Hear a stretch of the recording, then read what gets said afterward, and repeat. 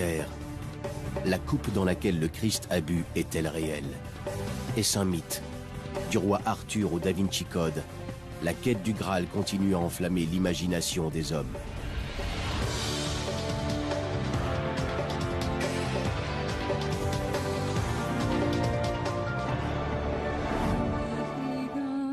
La légende nous entraîne vers l'une des quêtes les plus populaires du Moyen-Âge. Le Saint Graal. Infiniment désiré, éternellement insaisissable, cet objet légendaire a su garder intact jusqu'à aujourd'hui sa part de secret et de mystère. Depuis près de 8 siècles, les conteurs ont enchanté leur public en narrant les exploits de ceux qui se sont lancés dans la quête du Graal. Du roi Arthur et des chevaliers de la table ronde, jusqu'à récemment un célèbre archéologue nommé Indiana Jones. À quoi ressemble le Saint Graal? Est-ce une relique authentique? Un trésor perdu que personne n'a découvert? Ou bien est-ce un mythe né de l'imagination médiévale? Et en quoi cette quête sans fin fascine-t-elle la civilisation occidentale depuis plus de 800 ans? La magie du Saint Graal repose sur quelque chose que l'on ne peut posséder. C'est quelque chose d'inatteignable, quelque chose qui est suspendu, disons, au-delà de l'existence. C'est ce côté inaccessible qui le rend tellement attractif. Ça fait partie de notre folie. Ça fait aussi partie du mystère qui couve en chaque être humain. Nous ne sommes jamais satisfaits. Il y a toujours au plus profond de nous quelque chose qui nous intrigue. Mais sommes-nous en mesure de définir ce qu'est le Saint Graal? Cet objet incarne le plus grand mystère du millénaire. Mais l'ironie, c'est que personne ne sait très bien ce que c'est. On l'a identifié à tout un tas de choses. Une pierre magique tombée du paradis, ou un secret stupéfiant sur les racines du christianisme, que l'on peut découvrir dans le best-seller, le Da Vinci Code. Mais la version la plus populaire de tous les temps reste l'interprétation suivante. Le Saint Graal serait le calice dans lequel ont bu Jésus et ses apôtres les dernières heures qui ont précédé son arrestation, son procès et sa crucifixion. À la fin du repas, il prit la coupe et dit « Prenez et buvez-en tous, car ceci est la coupe de mon sang, le sang de l'Alliance nouvelle qui sera versé pour vous. »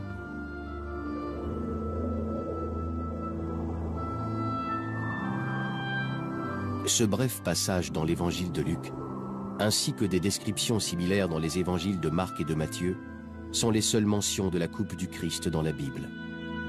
Mais aucune ne se réfère à ce calice comme étant le Saint Graal. Il faudra attendre plus de 1000 ans après la dernière scène pour qu'apparaisse pour la première fois dans un livre le terme Graal. L'auteur est un poète français qui s'appelait Chrétien de Troyes. Un de ses récits épiques portait comme titre Le Conte du Graal. En toute conscience, il savait qu'il écrivait une fiction. Il présentait son récit comme un conte. Mais même si cette histoire est une légende inventée de toutes pièces, elle comporte néanmoins des vérités essentielles. Graal est un terme médiéval de vieux français. Au départ, il n'y avait rien de mystérieux quant à sa signification. Un Graal était un plat assez large qu'on utilisait lors des repas et qui ressemblait à une sorte de saladier que l'on se passait à table pour se nourrir. Voilà ce que ce mot signifiait. Le mot Graal, en soi, n'avait absolument rien de mystérieux à l'époque. Le mot Graal n'avait rien de mystérieux en soi. Mais le récit de Chrétien de Troyes sur la vie de Perceval, un jeune homme naïf enrôlé dans une quête épique, s'achève sur un mystère bouleversant au cœur de quoi on trouve le Saint Graal.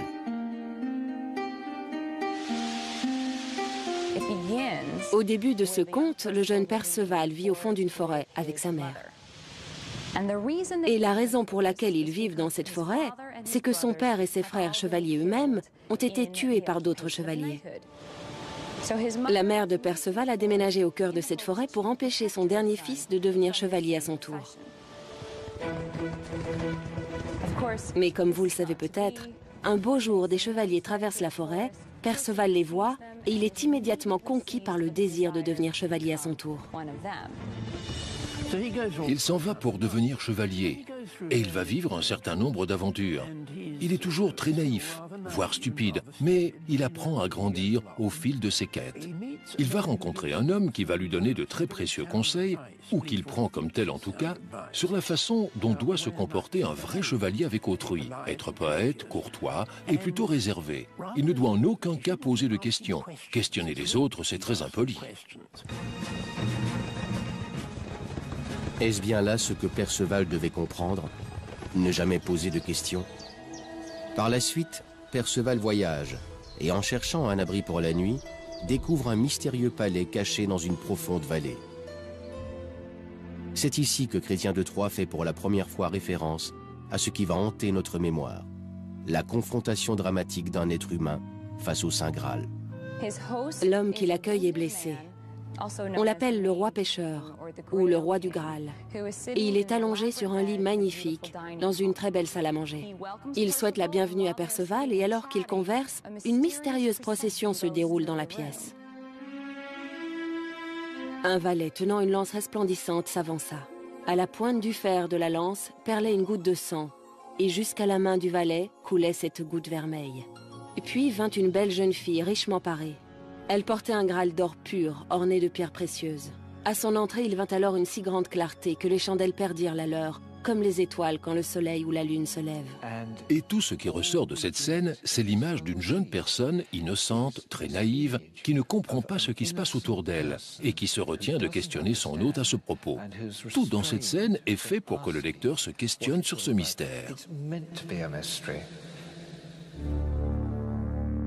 Si l'on s'en tient au texte, Perceval se retire ensuite dans sa chambre à coucher, résolu à interroger son hôte le lendemain matin sur le sens de cette procession énigmatique. Mais quand il se réveille, à son grand étonnement, le château est désert. Il est trop tard pour poser des questions sur le Saint Graal. Perceval fait pénitence pendant 5 années à cause de cela, et ce faisant finit par comprendre qu'il aurait dû demander qui le Graal sert-il. Il est possible qu'il soit retourné jusqu'au château du Graal, mais nous n'en savons rien, car Chrétien de Troyes n'a pas achevé la rédaction de cette histoire.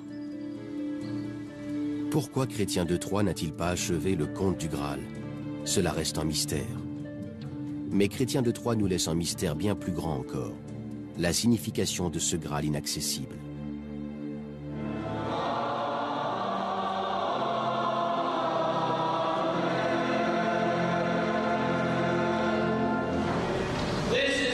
Mangez, ceci est mon corps, qui sera livré pour vous. Le Graal de Chrétien de Troyes semble être associé à l'un des rites les plus tenaces du christianisme, la communion. À l'époque de Chrétien de Troyes comme à la nôtre, le rituel de la communion rappelle le sacrifice de Jésus-Christ sur la croix et l'espoir qu'il donne aux croyants. La communion est un carrefour entre le monde physique et le monde spirituel. Dans l'histoire de Perceval, je crois qu'en réalité, Chrétien de Troyes nous offre de manière un peu détournée une critique acerbe de la chevalerie. Il met l'accent sur les dangers que révèle une existence laïque bâtie uniquement sur l'action guerrière, qui délaisse une certaine morale et ne porte pas assez attention aux choses spirituelles de ce monde. Les mystères du monde matériel, opposés aux mystères du monde spirituel, et le mystère du Graal pour lui-même, envoûtait les lecteurs du Moyen-Âge après que Chrétien de Troyes ait trouvé la mort en 1190. Son récit laissé inachevé captivait d'autant plus ses contemporains parce qu'il n'avait pas de fin. Il n'y a rien de mieux qu'une histoire inachevée pour faire travailler l'imagination des gens. Immédiatement, plusieurs autres poètes de cette période se sont littéralement emparés de ce conte et en ont imaginé une fin chaque fois différente. En ce temps-là, une histoire guidée par une telle imagination ne pouvait que faire des émules qui allaient la transformer en fonction de leur propre sensibilité, pour eux-mêmes. Et c'est ainsi que le Saint Graal était sur le point de ressusciter, muni d'une toute nouvelle identité et d'un passé très élaboré.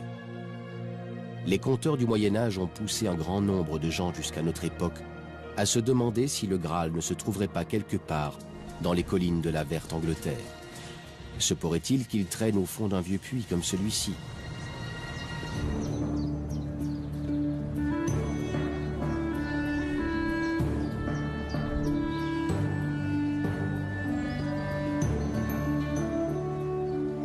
À l'aube du XIIIe siècle, le récit inachevé d'un poète français captivait le monde médiéval comme aucun autre auparavant. Le conte du Graal de Chrétien de Troyes était une œuvre de fiction. Mais son thème central, la quête de la connaissance par et pour l'humanité, était cousu de vérités profondes qui résonnaient dans les pensées de ses lecteurs. Pour de nombreux auteurs médiévaux, ce récit inachevé était reçu comme un défi sans égal pour l'imagination. Et ils usèrent leurs plumes pour lui trouver une fin. Ces écrivains, connus aujourd'hui comme les continuateurs, ont embelli la version originale avec des interprétations qui redéfinissent le Saint Graal et intensifient sa mystique. On connaît 5 continuateurs en l'espace de 30 ans. Quand on observe la lenteur à laquelle vont les choses à l'époque médiévale, c'est extraordinaire. Ça veut dire que tout le monde semblait être intrigué par cette histoire. Autour de l'année 1200, le Graal est cité dans un prélude au récit original qui trace son origine à l'époque de Jésus-Christ. Ce texte a été écrit par un auteur français, Robert de Boron. Les érudits s'accordent sur le fait que ce texte, comme celui de Chrétien de Troyes, est une fiction. Mais dans le récit écrit par de Boron, le Graal a subi une transformation cruciale. Décrit comme un large plat dans la version originale, le Graal devient avec de Boron un nouvel objet sacré, le calice de Jésus-Christ. De Boron nous présente un récit dont le personnage principal est incarné par Joseph d'Arimathie. C'est à cet aristocrate que, selon le Nouveau Testament, le corps de Jésus-Christ fut confié après son exécution. Quand il enlève le corps de Jésus de la croix, il utilise ce plat pour recueillir le sang du Christ, afin de le conserver et d'en faire une précieuse relique. Et il fut également jeté en prison pour être un chrétien, l'un des suivants du Christ. Et le Christ le visita en prison et le libéra. Et il lui dit ce qu'il devait faire du Graal en sa possession, réunir rapidement quelques fidèles, des gens de confiance, et partir par la mer, loin vers l'ouest.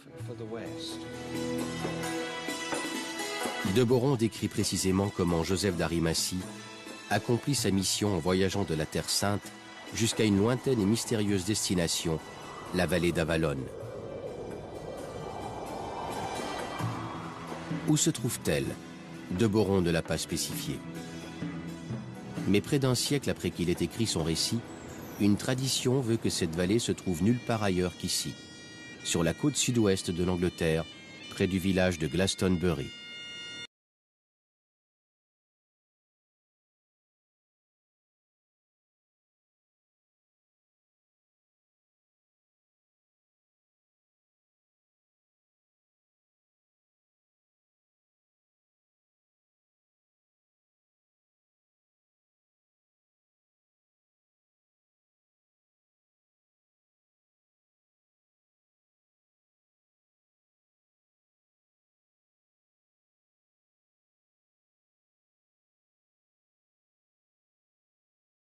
Joseph d'Arimathie peut reposer sur un fond de vérité. Dans cette histoire, il y a un passage où il est écrit que, après avoir accosté, Joseph d'Arimathie s'appuyait sur un bâton pour marcher. Il est dit qu'il planta le bâton dans la terre et que le bâton fleurit, comme un arbre miraculeux. Cet arbre était une aubépine et ressemblait aux aubépines que l'on voit en Angleterre, qui fleurissent au début du printemps. Mais cet arbre-ci avait le don de fleurir également à Noël, en fin d'année. L'arbre originel fut coupé il y a plusieurs siècles, mais il y eut des descendants, et celui-ci, cet arbre qu'on voit là sur cette colline, est en fait un descendant de l'arbre originel. Et les seules aubépines qui ont la particularité de fleurir à Noël, en dehors de celles-ci, se trouvent en Palestine, en Terre Sainte et en Syrie, dont Joseph est supposé être originaire. Pouvons-nous voir dans l'existence de cet arbre une preuve que le récit écrit par de Boron n'est pas une fiction, mais bien de l'histoire, que Joseph d'Arimathie s'est réellement aventuré au cœur de ces collines? Certains enthousiastes n'en démordraient pour rien au monde. Mais une autre version, plus terre à terre peut-être, indique que cette aubépine fut en réalité ramenée de la Terre Sainte par un pèlerin au Moyen-Âge. Mais les légendes ont la vie dure à Glastonbury. Et la plus tenace indique que le gardien du Graal, Joseph d'Arimathie, aurait fait bâtir la première église chrétienne en Angleterre à cet endroit précis. La chapelle de la Vierge, en hommage à Marie, a été bâtie en 1189. Sous les murs de la chapelle, les ruines d'un édifice encore plus ancien qui aurait inspiré la tradition sont visibles.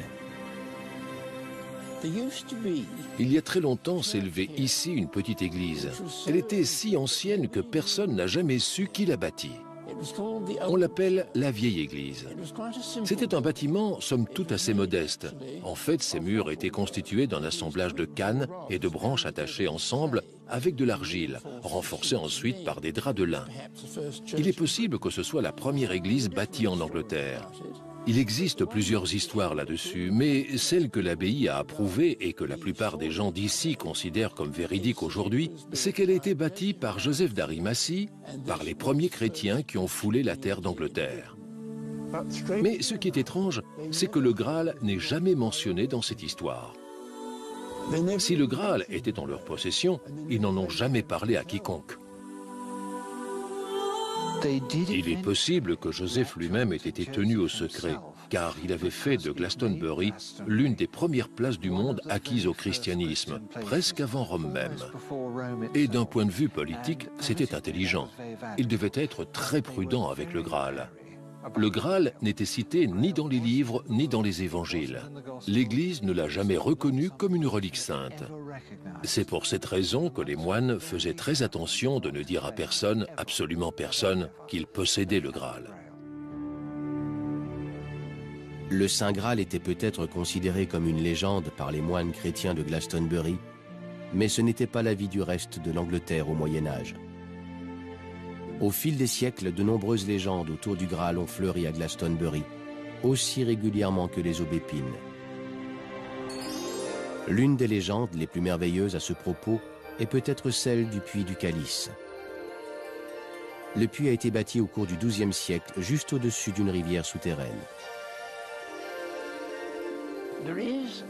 Il existe une légende, je ne sais pas à quelle époque elle remonte, qui dit que le Saint Graal se trouverait sous ce puits, quelque part près de la source de la rivière, dans une sorte de chambre souterraine. Et des versions de cette histoire indiquent que Joseph d'Arimathie a utilisé le Graal pour recueillir le sang du Christ, qu'il préserva par la suite comme une relique sacrée. Et ce serait ce sang, là, sous nos pieds, qui aurait fait naître de façon miraculeuse la source souterraine. Les géologistes rappellent aux visiteurs que l'eau de ce puits très riche en fer donne aux pierres une teinte rougeâtre. Comme on le voit ici, la légende perdure.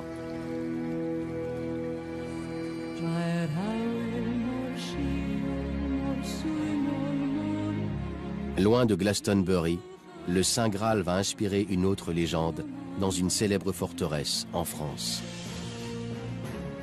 Serait-il possible qu'une secte de chrétiens rebelles ait défendu le Graal derrière ces murailles imposantes?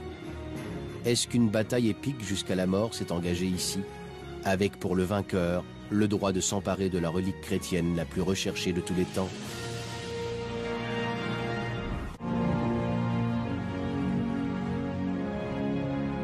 Au cours du XIIIe siècle, la littérature médiévale accouche d'un nouveau mythe, la quête du Saint Graal, qui captive toujours autant l'Occident aujourd'hui. Les poètes ont révélé, en l'embellissant, ce conte intrigant laissé inachevé par son auteur original, Chrétien de Troyes. Ils ont réinventé le Graal en y insufflant une nouvelle dimension spirituelle pour leurs lecteurs chrétiens. Les écrivains du Graal s'accordent à dire qu'à travers cet objet, disons, mystérieux, on pouvait en quelque sorte être, si je puis dire, en ligne directe avec Dieu. En fait, ce que le Graal promet à son possesseur est une chose fantastique, plutôt, disons, marginale pour l'époque médiévale. C'est l'idée qu'il est possible, tout en étant en vie, de converser avec Dieu en tête-à-tête. Et cette chose est accessible seulement si vous êtes l'un des plus grands chevaliers de ce monde, un chevalier au cœur pur. Plus tard, pour les auteurs du Moyen-Âge, Perceval parut trop immature pour faire l'affaire. Leur nouveau personnage va incarner ce qu'il y a de mieux en matière de chevalerie. Le roi Arthur et les chevaliers de la table ronde. Les légendes arthuriennes existaient déjà quelques 700 ans auparavant, quand les auteurs du Graal ont commencé à mêler l'ancien mythe au nouveau. La légende d'Arthur parle des efforts héroïques qu'il aura dû fournir pour unifier les peuples d'Angleterre en un royaume éblouissant protégé par de nobles chevaliers. Au XVe siècle, Sir Thomas Malory, lui-même chevalier, est l'auteur de récits qui balaient l'idée que l'on se faisait de la quête d'Arthur pour le Saint Graal. Les lecteurs de Malory ne se doutaient pas que c'était une critique déguisée de chronique, auparavant dédiée à une certaine idée de pureté spirituelle. Ce dont on est sûr concernant Sir Thomas Malory, c'est qu'il n'était pas le genre de chevalier auquel faisait référence la quête du Graal.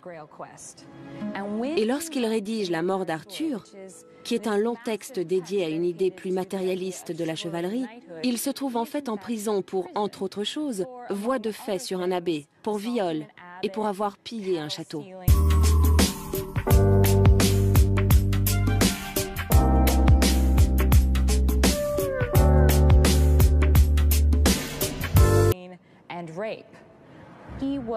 Il était peut-être préoccupé par son état spirituel, tout comme par l'état de l'Angleterre à cette époque. L'époque dans laquelle il vit n'est pas propice à une chevalerie qui se conduit avec noblesse et dignité. Ses valeurs sont passées par la fenêtre. Ce qu'il essaie de faire en écrivant cette quête du Graal, c'est confronter ses idéaux à ceux de chevaliers comme Arthur, par exemple, qui poursuivent au-delà d'un certain point leur recherche d'absolu spirituel. Et la réponse qu'il nous livre, c'est « non, ça ne marche pas ». Le personnage principal du récit de Malory est Lancelot, un chevalier qui incarne la fragilité des sentiments humains. Au cœur de son angoisse, Lancelot cache un amour fou pour la femme d'Arthur, la reine Guenièvre. En définitive, nous dit Malory, cela va l'empêcher de trouver le Graal et va favoriser la destruction du royaume d'Arthur. Ironiquement, Lancelot, celui dont les péchés l'empêchent d'achever la quête du Saint Graal, engendre un fils qui, par contre, en sera capable. Galahad entre dans cette histoire parce que l'auteur a besoin de quelqu'un qui soit tout à fait pur et généreux avant de pouvoir achever la quête du Graal. Si l'on en croit Malory et d'autres auteurs, Galahad parvient finalement au terme de cette quête épique quelque part au Moyen-Orient, dans une mystérieuse ville nommée Sarras. Ce qui nous promettait d'être un crescendo dramatique, la rencontre tant espérée de Galahad en tête-à-tête avec le Saint Graal est au contraire un anticlimax.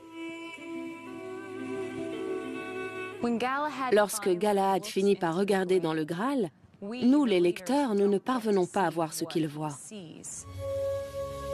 Tout ce qui est dit, c'est que Galahad se met à trembler lorsqu'il découvre ces choses spirituelles. Que sont ces choses? On ne le saura jamais. Le lecteur est laissé sur sa faim et vit une grande frustration, d'après moi. Qu'est-ce qu'il voit? Le texte ne nous le dit pas. Après qu'il ait vu ce qui semble être indescriptible, Galahad se dit satisfait et demande à mourir à ce moment précis dans l'espoir de rejoindre le paradis. Après ça, il n'avait plus aucune raison de vivre. Bien que la fin du récit de Sir Malory semble frustrante, elle contient un indice crucial qui nous aide à comprendre le sens des récits inspirés par le Saint Graal. Le Graal de Galahad apparaît au centre d'un rituel mystérieux qui ressemble au rite de la communion catholique, tout comme l'avait fait Chrétien de Troyes à l'origine. Chaque lumineuse apparition du Saint Graal à travers la littérature est liée à cette cérémonie qui nous rappelle le sacrifice de Jésus-Christ sur la croix. Beaucoup d'érudits pensent que les auteurs tardifs du Graal ont joué un rôle capital au-delà de celui de les distraire. Ils pensent que ces récits ont pu être un formidable soutien pour l'Église, en réaffirmant l'importance de la communion à une époque où des sectes de chrétiens hérétiques rejetaient non seulement cette cérémonie, mais également les prêtres qui l'administraient.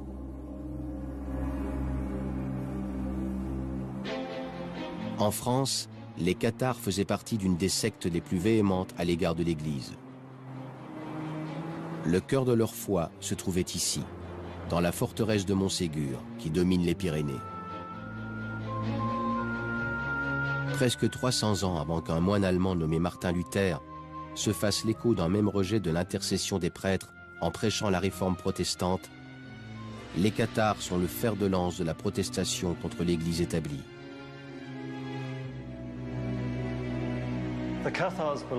Les cathares pensaient que le monde avait été créé par le diable en personne, que le monde était mauvais par définition, et que la fonction des êtres humains était de se libérer de l'emprise de ce monde. Les cathares considèrent que ce sont eux les vrais chrétiens. Ils comparent leur foi à la foi de Jésus-Christ et de ses apôtres, avant qu'elle ne soit manipulée et détruite par Rome. Et ils pensaient sincèrement que le pape était l'antéchrist. Est-ce que les contes du Graal servaient de propagande contre les cathares et les autres hérétiques qui menaçaient l'Église? Certains érudits nous incitent à penser le contraire, en admettant que les auteurs du Graal incarnaient une voix rebelle dévouée aux cathares contre l'Église catholique. Ils interprètent les capacités du Saint Graal, qui permettent aux plus pieux de rencontrer Dieu en tête-à-tête, comme une des expressions les plus éloquentes de la philosophie cathare. La légende présente la quête personnelle des chevaliers du Graal comme une expérience spirituelle intense. On doit se demander quelle religion, en réalité, trouvait grâce à leurs yeux. En tout cas, pas nécessairement la religion catholique romaine, car si ça avait été le cas, nous verrions un prêtre faire le lien entre les chevaliers du Graal et l'expérience religieuse. Rome en avait le monopole. Les cathares étaient directement liés à leur divinité, sans intercesseur, et cette volonté était le centre de leur foi. Quoi qu'il en soit, les cathares sont promis à une fin violente lorsque les armées du pape assiègent leur forteresse en 1244. Mais certains ont ajouté une part d'intrigue à ces événements historiques, et le regard qu'ils jettent sur les cathares, en se fondant sur la tapisserie du Graal, éclaire d'un angle nouveau notre pensée. Ces spécialistes spéculent sur l'idée que les cathares étaient peut-être les gardiens d'une précieuse relique sur laquelle ils veillaient, à l'abri du monde extérieur, où régnait le mal, derrière les hautes murailles de Montségur. Les armées catholiques parviennent d'abord à tailler une brèche dans le mur, ici à l'est. Puis ils arrivent à s'emparer de la dernière redoute. Les cathares savent alors que tout est perdu, qu'ils ne peuvent plus rien faire, si ce n'est capituler. Mais ils savent également qu'ils vont être brûlés vifs à cause de leur foi. La nuit qui précède la chute de la forteresse, 4 prêtres cathares, cachés dans Montségur, sont évacués grâce à des cordes et s'enfuient avec le trésor cathare. Alors qu'y avait-il dans ce trésor? Certainement pas d'or ni de bijoux, car tout avait été mis à l'abri quelques mois auparavant. Était-ce le Graal? Pour ma part, je ne crois vraiment pas qu'il pouvait s'agir du Saint Graal. Mais il est possible qu'ils aient eu leur propre livre sacré, leur propre relique, que sais-je. Et en même temps, les cathares rejetaient toutes ces choses matérielles. C'est l'une des raisons qui les ont poussés à s'éloigner de l'Église catholique qu'ils trouvaient trop matérialiste. Il n'y a pas de lien direct en réalité entre les cathares et le Graal. Ils auraient été horrifiés de voir leur culte associé au Graal. Une nouvelle théorie radicale concernant le Saint Graal est apparue très récemment, presque 2000 ans après que le Christ soit mort sur la croix. Est-ce que cette célèbre œuvre d'art contient un indice nous permettant de comprendre que le Graal est en réalité un secret vieux de plusieurs siècles, directement lié à la vie privée de Jésus? Jusqu'au XXe siècle, le Saint Graal était interprété dans le sens des auteurs du Moyen-Âge, révérencieux, qui les premiers ont mis par écrit la légende. Mais en 1975, une troupe d'humoristes anglais tourne la légende en dérision. Le Sacré Graal des Monty Python a été produit avec un petit budget, mais son humour fin et irrévérencieux en font vite un classique peu après sa sortie. Quand le Sacré Graal des Monty Python est sorti, ça a contribué à démystifier l'idée du Graal. L'expression Saint Graal est entrée dans le langage courant. Saint Graal était utilisé dès que l'on faisait allusion à l'objet de nos désirs. « Oh, c'est le Saint Graal de ceci » ou « Eh bien, mon Saint Graal serait de faire cela ». Vous voulez le Saint Graal de la poudre à lessiver? Voici le Saint Graal du dentifrice. L'un de mes favoris reste le Saint Graal du Tupperware. Les boîtes de conservation à l'époque faisaient un bruit désagréable quand on les ouvrait. Le Saint Graal des Tupperware, quant à lui, ne faisait pas le moindre bruit à l'ouverture.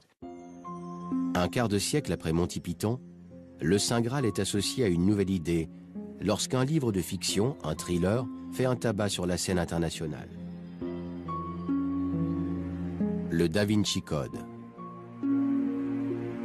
L'auteur de cette œuvre, Dan Brown, est parvenu à générer un regain d'intérêt pour le Saint Graal en le redéfinissant radicalement, non pas comme un objet, mais comme un être humain. Si l'on s'en tient à l'histoire de Brown, le maître de la Renaissance italienne, Léonard de Vinci, aurait laissé un message codé dans sa fresque, La dernière scène, concernant l'identité d'un personnage. Le Da Vinci Code se concentre sur le fait que le calice de Jésus, habituellement représenté lors de la dernière scène, est absent de la peinture de Léonard de Vinci.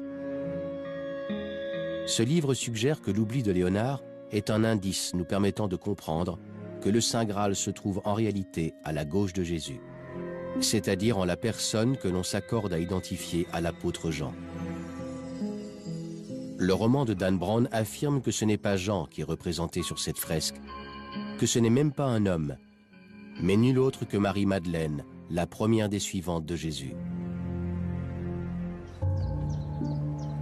Le Da Vinci Code va encore plus loin, en suggérant à ses lecteurs qu'en réalité, Jésus a engendré un enfant avec Marie-Madeleine, et que cette dernière n'est rien de moins que le saint récipient, le Graal, en qui le sang de Jésus a été préservé.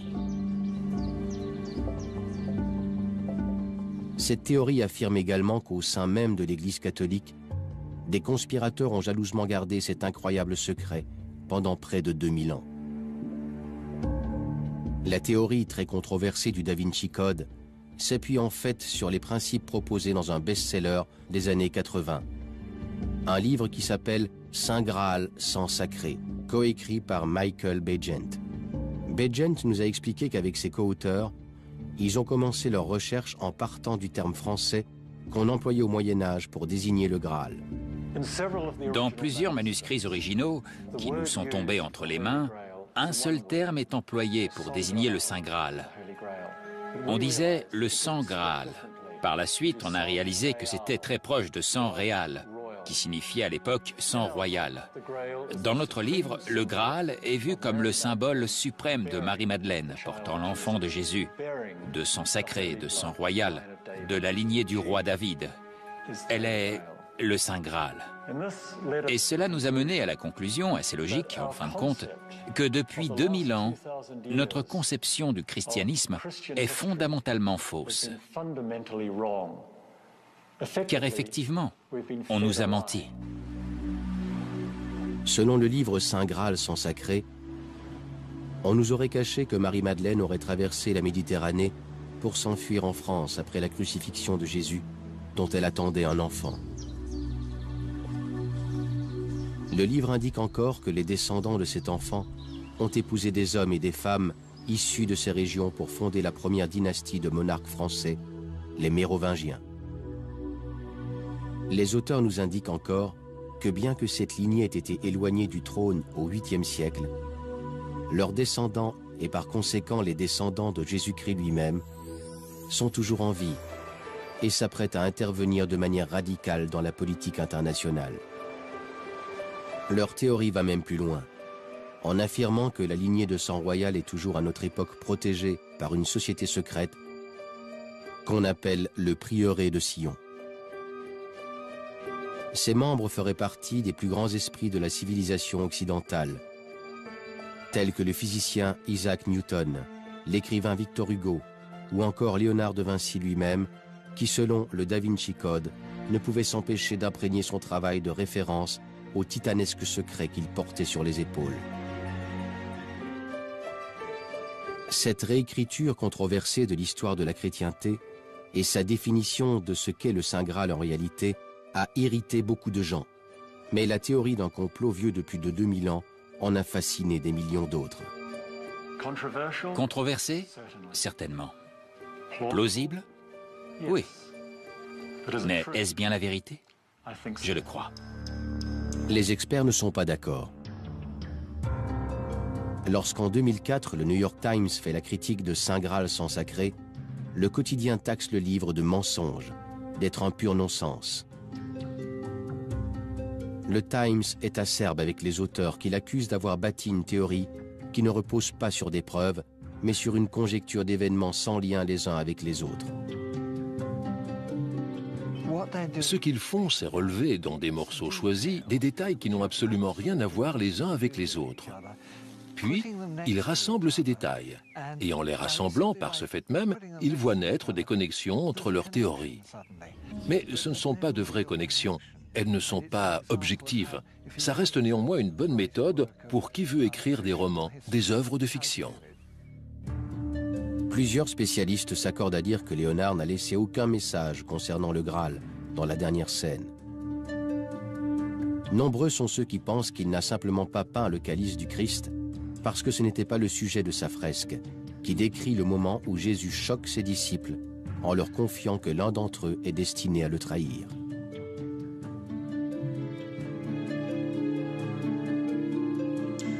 En ce sens, le chef-d'œuvre de Léonard ne se distingue pas des peintures de la dernière scène que d'autres peintres renaissants avaient peint avant lui. Le calice n'apparaît dans absolument aucune représentation majeure de la dernière scène connue chez les peintres de la Renaissance italienne. On n'en voit jamais. Au contraire, cette œuvre se rattache sévèrement à la tradition. Léonard suivait cette tradition. C'est pour cette raison qu'on ne peut pas tirer de grandes conclusions du fait qu'il n'y a pas de calice près du Christ dans la dernière scène de Léonard de Vinci. Mais qu'en est-il du personnage qui se trouve à la gauche de Jésus-Christ dans la fresque de Léonard de Vinci? Est-ce l'apôtre Jean, ou Marie-Madeleine, dite également le Saint Graal?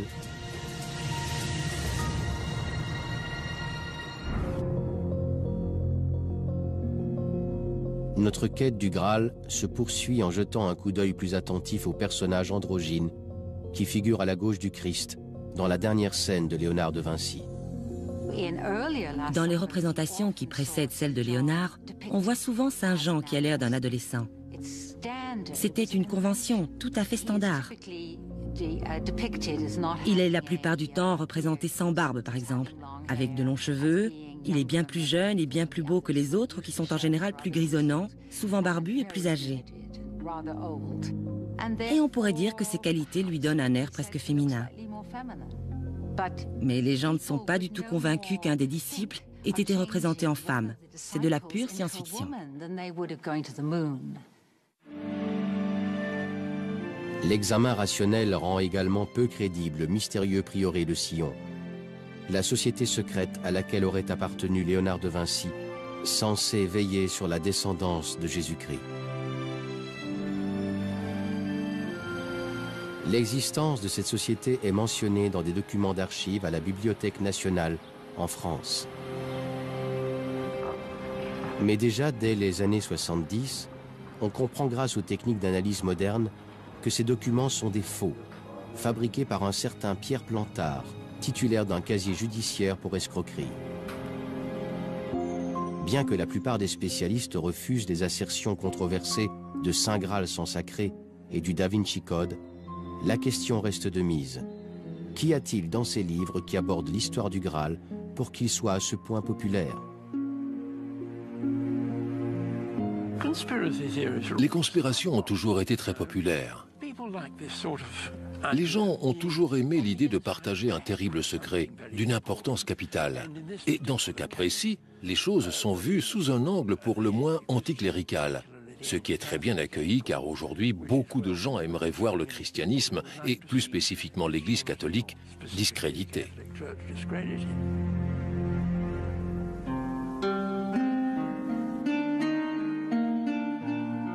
8 siècles se sont écoulés depuis que la quête du Graal enflamma pour la première fois l'imagination des hommes.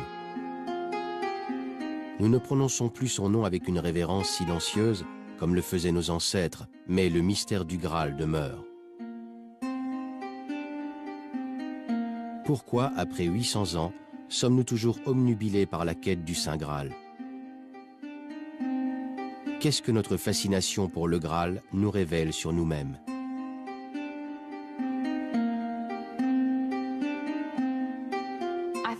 Je crois que tout le monde s'intéresse à l'idée de savoir pourquoi nous existons. Quelle en est la raison? Et je pense que les récits sur le Graal font allusion à cela. Il y a toujours un vrai mystère ou un grand secret relié à l'histoire du Graal. Ce qui peut nous amener à croire que si on connaissait le secret, cela nous aiderait à mieux comprendre ce que l'on fait sur Terre.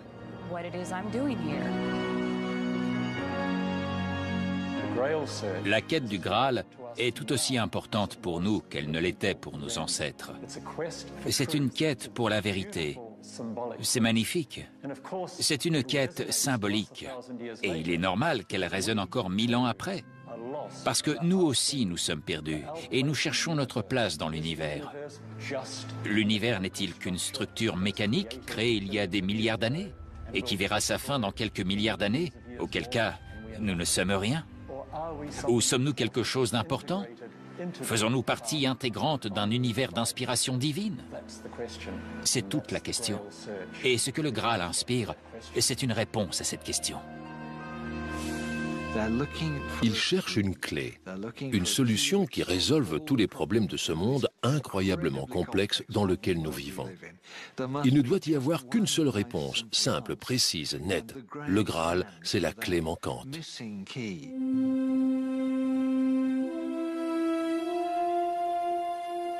Le Graal et la quête du Graal ne concernent pas tant l'idée de retrouver un objet physique en particulier, mais plutôt de se retrouver soi, de savoir qui on est, apprendre à connaître ses limites, à connaître ses défauts, apprendre à s'améliorer.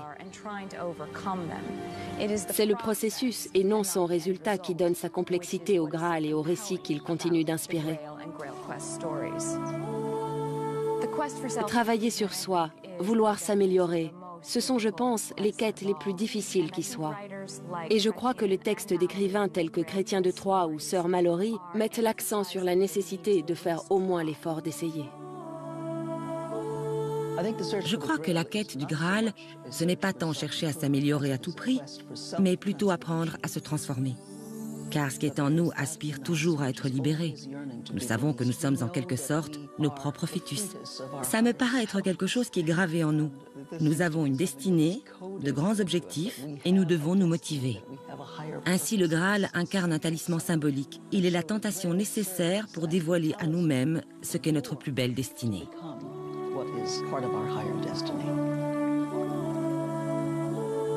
Si le Saint Graal est un mythe que nous avons inventé, il est à présent acquis que cette quête a levé un voile sur notre connaissance, car nous avons appris que nous avons en nous la clé des réponses à toutes nos interrogations.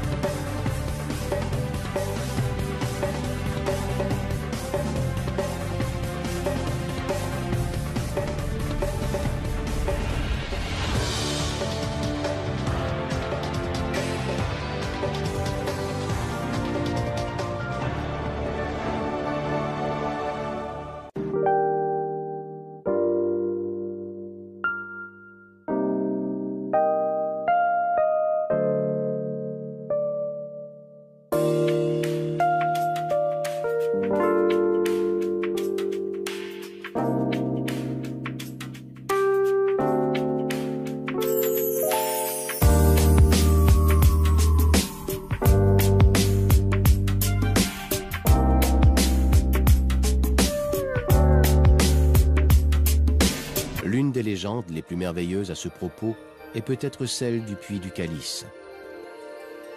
Le puits a été bâti au cours du XIIe siècle, juste au-dessus d'une rivière souterraine. Il existe une légende, je ne sais pas à quelle époque elle remonte, qui dit que le Saint Graal se trouverait sous ce puits, quelque part près de la source de la rivière, dans une sorte de chambre souterraine. Et des versions de cette histoire indiquent que Joseph d'Arimathie a utilisé le Graal pour recueillir le sang du Christ, qu'il préserva par la suite comme une relique sacrée. Et ce serait ce sang, là, sous nos pieds, qui aurait fait naître de façon miraculeuse la source souterraine. Les géologistes rappellent aux visiteurs que l'eau de ce puits très riche en fer donne aux pierres une teinte rougeâtre. Comme on le voit ici, la légende perdure.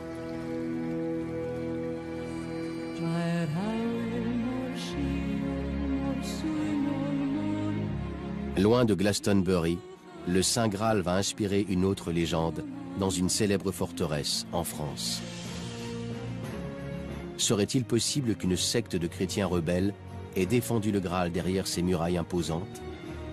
Est-ce qu'une bataille épique jusqu'à la mort s'est engagée ici, avec pour le vainqueur le droit de s'emparer de la relique chrétienne la plus recherchée de tous les temps?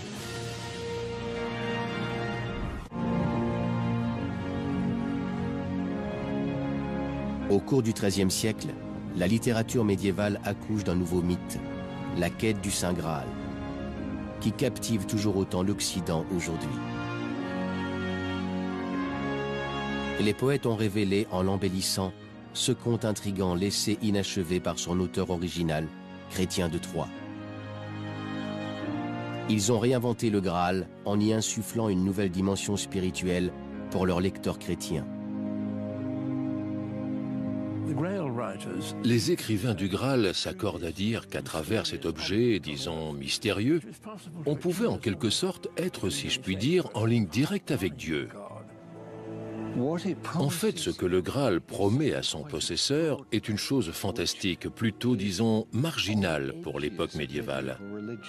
C'est l'idée qu'il est possible, tout en étant en vie, de converser avec Dieu en tête-à-tête. Et cette chose est accessible seulement si vous êtes l'un des plus grands chevaliers de ce monde, un chevalier au cœur pur. Plus tard, pour les auteurs du Moyen-Âge, Perceval parut trop immature pour faire l'affaire. Leur nouveau personnage va incarner ce qu'il y a de mieux en matière de chevalerie. Où se trouve-t-elle? De Boron ne l'a pas spécifié. Mais près d'un siècle après qu'il ait écrit son récit, une tradition veut que cette vallée se trouve nulle part ailleurs qu'ici, sur la côte sud-ouest de l'Angleterre, près du village de Glastonbury.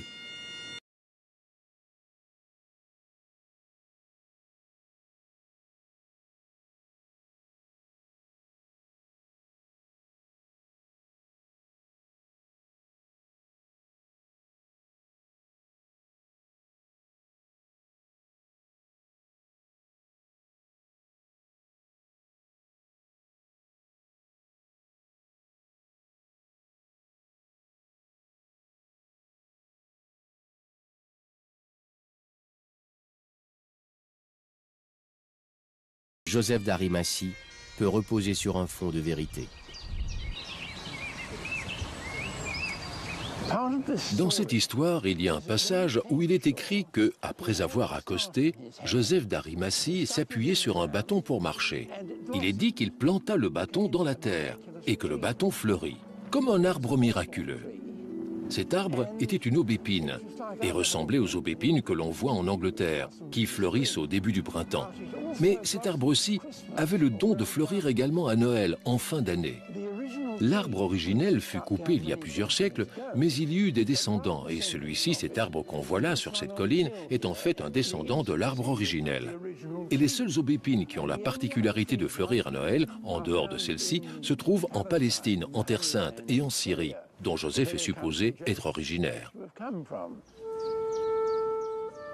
Pouvons-nous voir dans l'existence de cet arbre une preuve que le récit écrit par de Boron n'est pas une fiction, mais bien de l'histoire? Que Joseph d'Arimathie s'est réellement aventuré au cœur de ces collines? certains enthousiastes n'en démordraient pour rien au monde. Mais une autre version, plus terre à terre peut-être, indique que cette aubépine fut en réalité ramenée de la Terre Sainte par un pèlerin au Moyen-Âge. Mais les légendes ont la vie dure à Glastonbury. Et la plus tenace indique que le gardien du Graal, Joseph d'Arimathie, aurait fait bâtir la première église chrétienne en Angleterre à cet endroit précis. La chapelle de la Vierge, en hommage à Marie, a été bâtie en 1189. Sous les murs de la chapelle, les ruines d'un édifice encore plus ancien qui aurait inspiré la tradition sont visibles.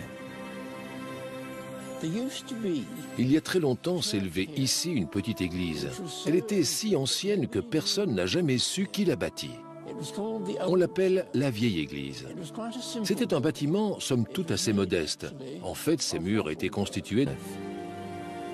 Sous les murs de la chapelle, les ruines d'un édifice encore plus ancien qui aurait inspiré la tradition sont visibles. Il y a très longtemps s'élevait ici une petite église. Elle était si ancienne que personne n'a jamais su qui l'a bâtie. On l'appelle la vieille église. C'était un bâtiment, somme toute, assez modeste.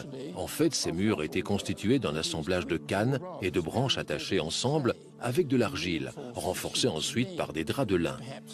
Il est possible que ce soit la première église bâtie en Angleterre. Il existe plusieurs histoires là-dessus, mais celle que l'abbaye a approuvée et que la plupart des gens d'ici considèrent comme véridique aujourd'hui, c'est qu'elle a été bâtie par Joseph d'Arimathie, par les premiers chrétiens qui ont foulé la terre d'Angleterre. Mais ce qui est étrange, c'est que le Graal n'est jamais mentionné dans cette histoire. Si le Graal était en leur possession, ils n'en ont jamais parlé à quiconque.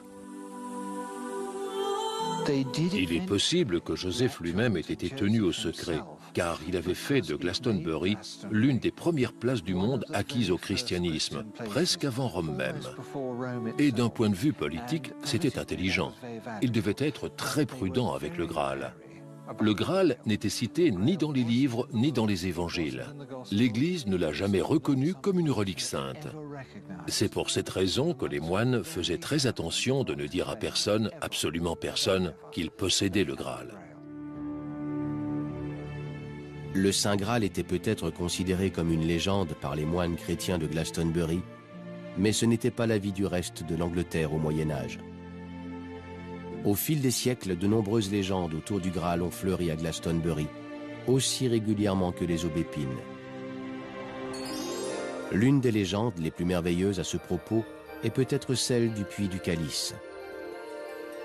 Le puits a été bâti au cours du XIIe siècle, juste au-dessus d'une rivière souterraine. Il existe une légende, je ne sais pas à quelle époque elle remonte, qui dit que le Saint Graal se trouverait sous ce puits, quelque part près de la source de la rivière, dans une sorte de chambre souterraine. Et des versions de cette histoire indiquent que Joseph d'Arimathie a utilisé le Graal pour recueillir le sang du Christ, qu'il préserva par la suite comme une relique sacrée.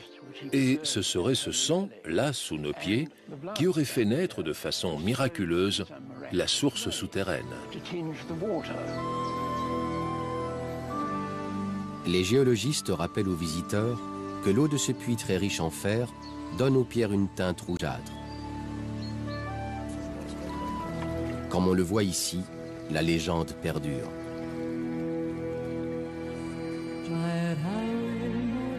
Et par conséquent les descendants de Jésus-Christ lui-même sont toujours en vie et s'apprêtent à intervenir de manière radicale dans la politique internationale.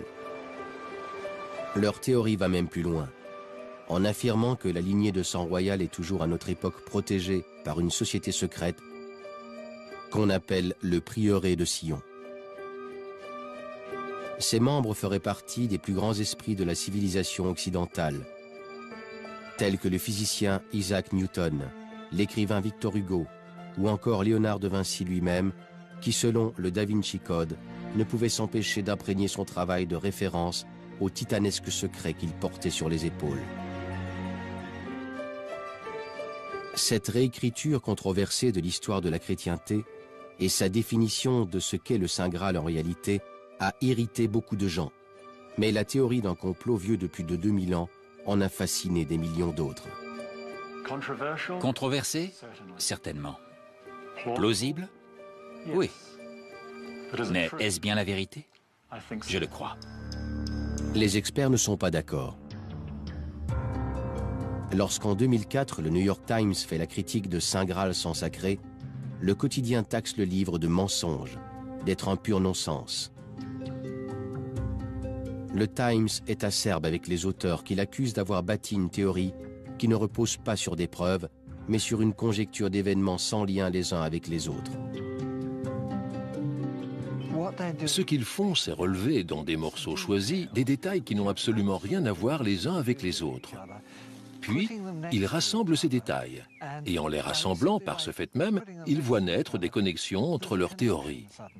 Mais ce ne sont pas de vraies connexions. Elles ne sont pas objectives. Ça reste néanmoins une bonne méthode pour qui veut écrire des romans, des œuvres de fiction. Plusieurs spécialistes s'accordent à dire que Léonard n'a laissé aucun message concernant le Graal dans la dernière scène. Nombreux sont ceux qui pensent qu'il n'a simplement pas peint le calice du Christ parce que ce n'était pas le sujet de sa fresque, qui décrit le moment où Jésus choque ses disciples en leur confiant que l'un d'entre eux est destiné à le trahir.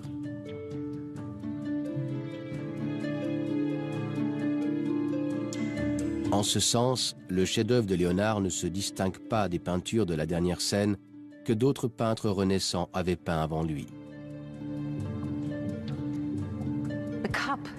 Le calice n'apparaît dans absolument aucune représentation majeure de la dernière scène connue chez les peintres de la Renaissance italienne. On n'en voit jamais.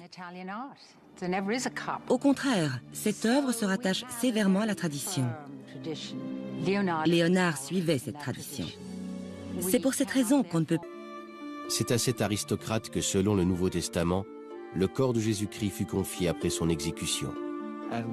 Quand il enlève le corps de Jésus de la croix, il utilise ce plat pour recueillir le sang du Christ, afin de le conserver et d'en faire une précieuse relique.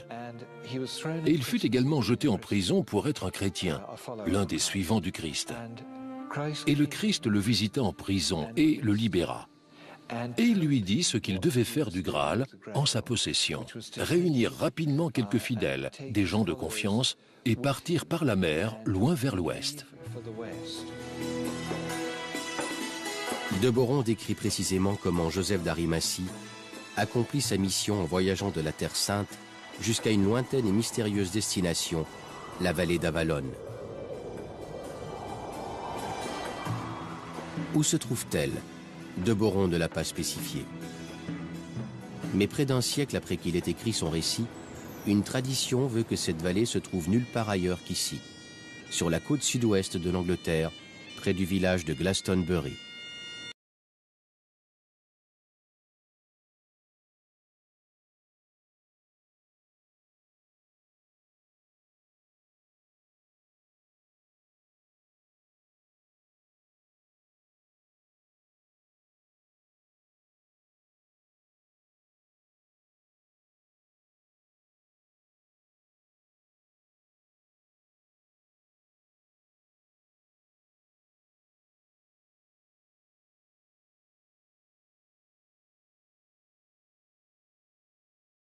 Joseph d'Arimathie peut reposer sur un fond de vérité. Dans cette histoire, il y a un passage où il est écrit que, après avoir accosté, Joseph d'Arimathie s'appuyait sur un bâton pour marcher. Il est dit qu'il planta le bâton dans la terre et que le bâton fleurit, comme un arbre miraculeux. Cet arbre était une aubépine et ressemblait aux aubépines que l'on voit en Angleterre, qui fleurissent au début du printemps. Mais cet arbre-ci avait le don de fleurir également à Noël, en fin d'année. L'arbre originel fut coupé il y a plusieurs siècles, mais il y eut des descendants, et celui-ci, cet arbre qu'on voit là sur cette colline, est en fait un descendant de l'arbre originel. Et les seules aubépines qui ont la particularité de fleurir à Noël, en dehors de celles-ci, se trouvent en Palestine, en Terre Sainte et en Syrie, dont Joseph est supposé être originaire. Pouvons-nous voir dans l'existence de cet arbre une preuve que le récit écrit par De Boron n'est pas une fiction, mais bien de l'histoire? Que Joseph d'Arimathie s'est réellement aventuré au cœur de ces collines? Certains enthousiastes n'en démordraient pour rien au monde. Mais une autre version, à l'aube du XIIIe siècle, le récit inachevé d'un poète français captivait le monde médiéval comme aucun autre auparavant. Le conte du Graal de Chrétien de Troyes était une œuvre de fiction. Mais son thème central, la quête de la connaissance par et pour l'humanité, était cousu de vérités profondes qui résonnaient dans les pensées de ses lecteurs. Pour de nombreux auteurs médiévaux, ce récit inachevé était reçu comme un défi sans égal pour l'imagination. Et ils usèrent leurs plumes pour lui trouver une fin. Ces écrivains, connus aujourd'hui comme les continuateurs, ont embelli la version originale avec des interprétations qui redéfinissent le Saint Graal et intensifient sa mystique. On connaît 5 continuateurs en l'espace de 30 ans. Quand on observe la lenteur à laquelle vont les choses à l'époque médiévale, c'est extraordinaire. Ça veut dire que tout le monde semblait être intrigué par cette histoire. Autour de l'année 1200, le Graal est cité dans un prélude au récit original qui trace son origine à l'époque de Jésus-Christ. Ce texte a été écrit par un auteur français, Robert de Boron.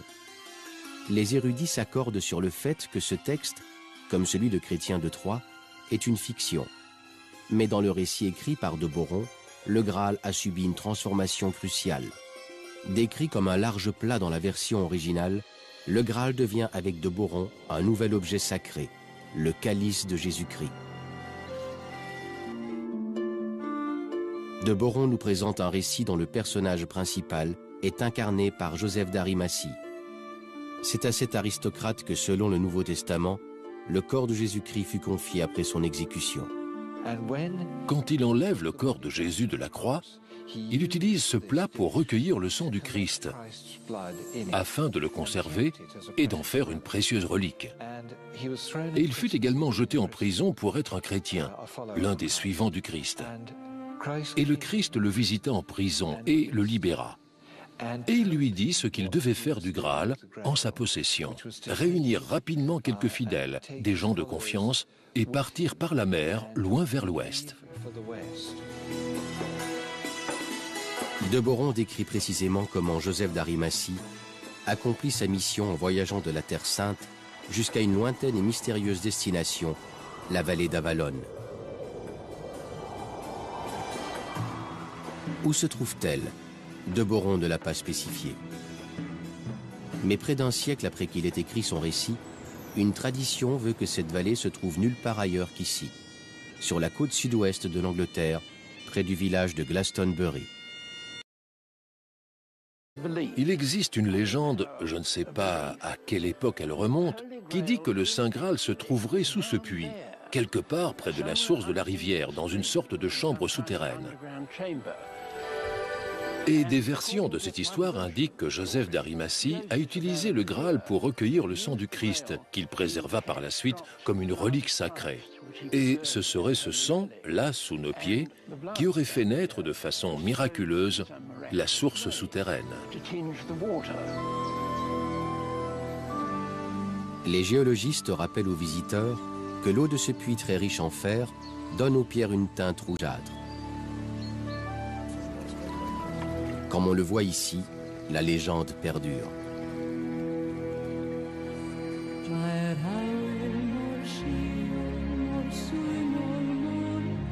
Loin de Glastonbury, le Saint Graal va inspirer une autre légende dans une célèbre forteresse en France. Serait-il possible qu'une secte de chrétiens rebelles ait défendu le Graal derrière ces murailles imposantes?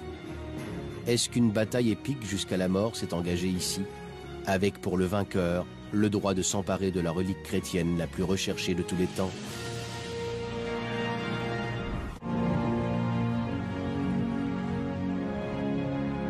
Au cours du XIIIe siècle, la littérature médiévale accouche d'un nouveau mythe, la quête du Saint Graal, qui captive toujours autant l'Occident aujourd'hui. Les poètes ont révélé, en l'embellissant, ce conte intrigant laissé inachevé par son auteur original, Chrétien de Troyes. Ils ont réinventé le Graal en y insufflant une nouvelle dimension spirituelle pour leurs lecteurs chrétiens. Les écrivains du Graal s'accordent à dire qu'à travers cet objet, disons, mystérieux, on pouvait en quelque sorte être, si je puis dire, en ligne directe avec Dieu. En fait, ce que le Graal promet à son possesseur est une chose fantastique, plutôt, disons, marginale pour l'époque médiévale. C'est l'idée qu'il est possible, tout en étant en vie, de converser avec Dieu en tête-à-tête. Et cette chose est accessible seulement si vous êtes l'un des plus grands chevaliers de ce monde, un chevalier au cœur pur. Plus tard, pour les auteurs du Moyen-Âge, Perceval parut trop immature pour faire l'affaire. Leur nouveau personnage va incarner ce qu'il y a de mieux en matière de chevalerie. Le roi Arthur et les chevaliers de la table ronde. Les légendes arthuriennes existaient déjà quelques 700 ans auparavant, quand les auteurs du Graal ont commencé à mêler l'ancien mythe au nouveau. Français, Robert de Boron. Les érudits s'accordent sur le fait que ce texte, comme celui de Chrétien de Troyes, est une fiction. Mais dans le récit écrit par de Boron, le Graal a subi une transformation cruciale.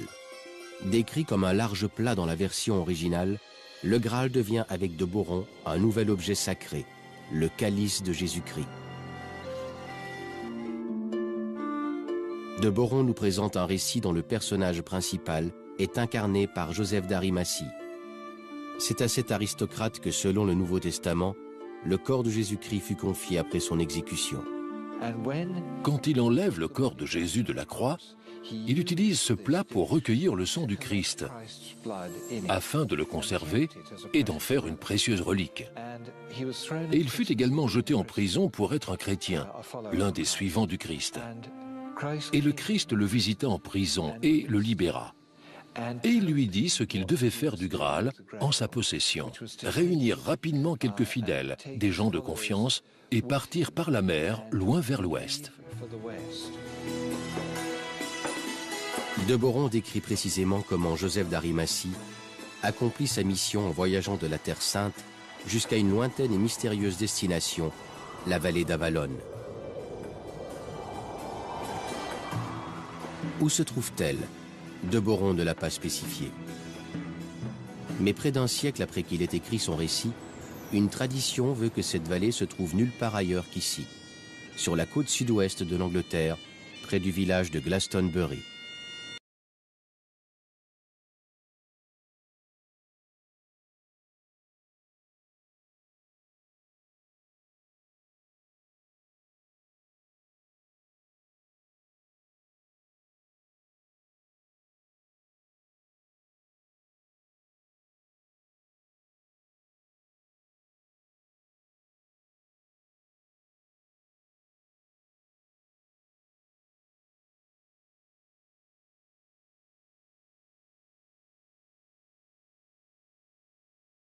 Joseph d'Arimathie peut reposer sur un fond de vérité.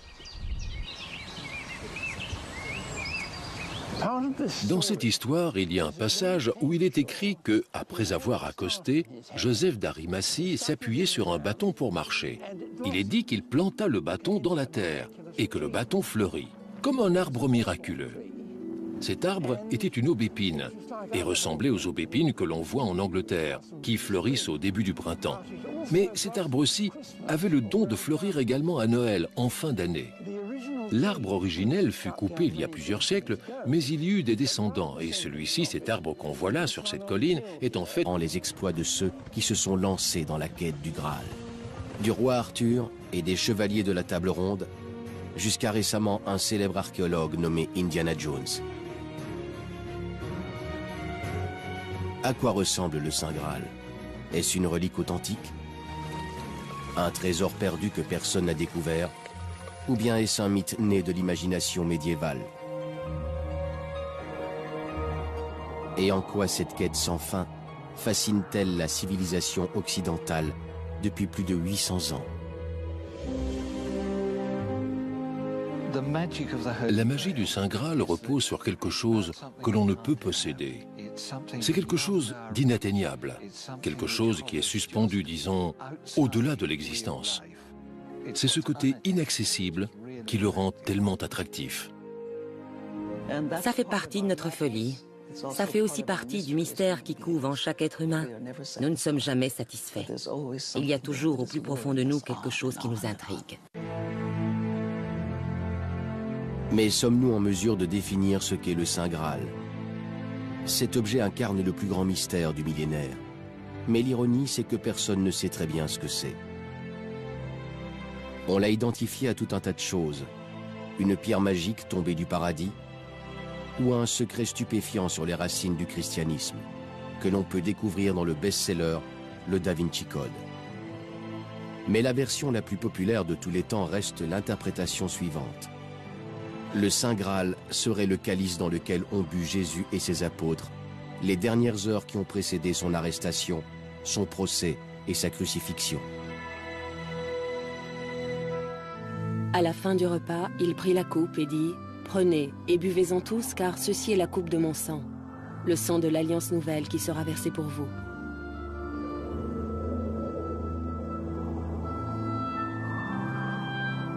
Ce bref passage dans l'évangile de Luc, ainsi que des descriptions similaires dans les évangiles de Marc et de Matthieu, sont les seules mentions de la coupe du Christ dans la Bible. Mais aucune ne se réfère à ce calice comme étant le Saint Graal. Il faudra attendre plus de 1000 ans après la dernière scène pour qu'apparaisse pour la première fois dans un livre le terme Graal. L'auteur est un poète français qui s'appelait Chrétien de Troyes. Un de ses récits épiques portait comme titre Le Conte du Graal. En toute conscience, il savait qu'il écrivait une fiction. Il présentait son récit comme un conte. Mais même si cette histoire est une légende inventée de toutes pièces, elle comporte néanmoins des vérités essentielles. Graal est Plus tard, pour les auteurs du Moyen-Âge, Perceval parut trop immature pour faire l'affaire. Leur nouveau personnage va incarner ce qu'il y a de mieux en matière de chevalerie. Le roi Arthur et les chevaliers de la table ronde. Les légendes arthuriennes existaient déjà quelques 700 ans auparavant, quand les auteurs du Graal ont commencé à mêler l'ancien mythe au nouveau. La légende d'Arthur parle des efforts héroïques qu'il aura dû fournir pour unifier les peuples d'Angleterre en un royaume éblouissant protégé par de nobles chevaliers. Au XVe siècle, Sir Thomas Malory, lui-même chevalier, est l'auteur de récits qui balaient l'idée que l'on se faisait de la quête d'Arthur pour le Saint Graal. Les lecteurs de Malory ne se doutaient pas que c'était une critique déguisée de chronique, auparavant dédiée à une certaine idée de pureté spirituelle. Ce dont on est sûr concernant Sir Thomas Malory, c'est qu'il n'était pas le genre de chevalier auquel faisait référence la quête du Graal. Et lorsqu'il rédige La mort d'Arthur, qui est un long texte dédié à une idée plus matérialiste de la chevalerie, il se trouve en fait en prison pour, entre autres choses, voie de fait sur un abbé, pour viol et pour avoir pillé un château.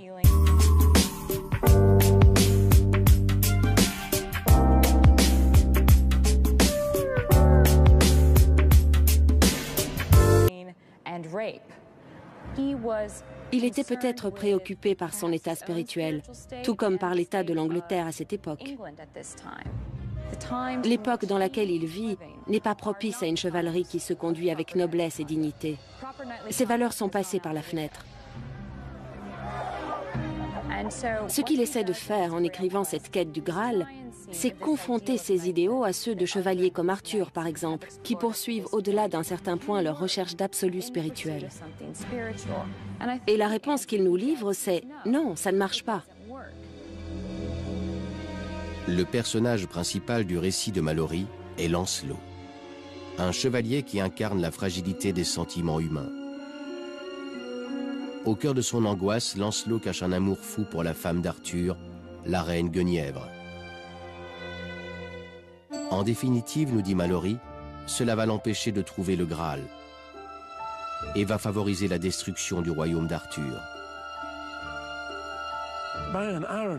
Ironiquement, Lancelot, celui dont les péchés l'empêchent d'achever la quête du Saint Graal, engendre un fils qui, par contre, en sera capable. Galahad entre dans cette histoire parce que l'auteur a besoin de quelqu'un qui soit tout à fait pur et généreux avant de pouvoir achever la quête du Graal.